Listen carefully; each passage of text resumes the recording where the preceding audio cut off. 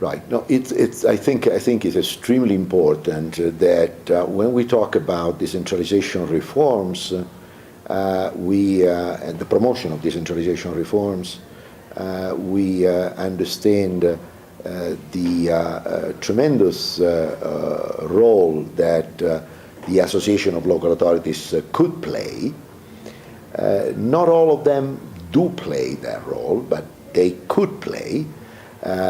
Particularly if they manage to stay somehow at distance from the parties in power or the opposition, the political opposition. In other terms, if they manage to achieve a certain degree of political autonomy and to articulate a national policy for local development, which often is absent from many of the decentralization reforms that we have seen. Okay, let me make a little parenthesis here. We all know by now that decentralization reforms are driven by politics, right? They are not driven by development objectives. At the same time, we all know that decentralization reforms, which are initiated for political reasons, provide openings for many actors, many new actors, to promote local autonomy, local development, and so on. So we have to make use of those opportunities. Now, the ones who can really move forward the process often make sure that they are not frozen in the political stage, in which they were conceived, but they move into the fiscal and the administrative dimensions of the reforms, are the local authorities. They could be playing an extremely important role for decentralization reforms driven by a development objective. It is somehow unfortunate that the international community has not really understood the potential and played a more proactive role, entering into a dialogue with the associations themselves. So we had a policy dialogue between external donors and the government in terms of promoting to promote decentralization reforms.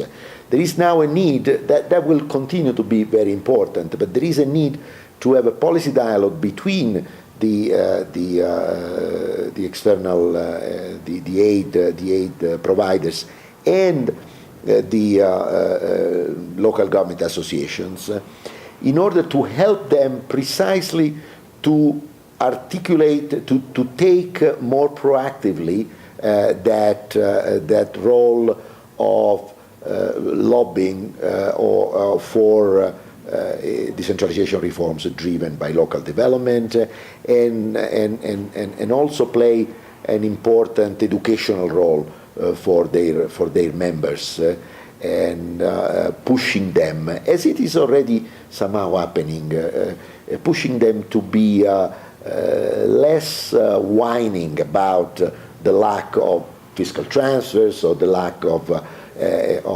enabling policies, and take advantage of the space that they already have. And in many countries, particularly in countries where local authorities are protected by constitutions, where their general mandate for the welfare of their community is recognized,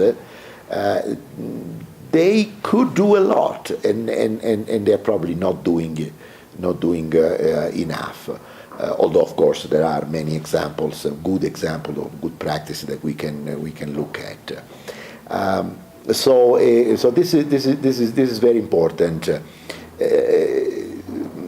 this gives me, if you allow me to go back to another point, gives me the opportunity to stress this, to go back to the dual role of local authorities and link it to the functions of a local authority.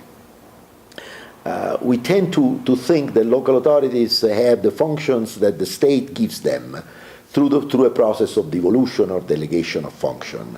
Yes, they do have that, but the local authorities also have a general mandate for the welfare of their communities, which means that they can do whatever they deem as appropriate or needed for local development, as long as they don't break the law and as long as they don't impinge on responsibilities that have been exclusively assigned to other entities of the public sector.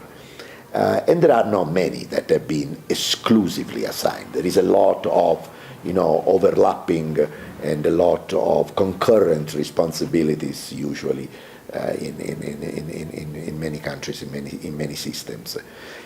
So let's recognize that. Let's recognize that they have also a general mandate, and let's encourage them to make use of that general mandate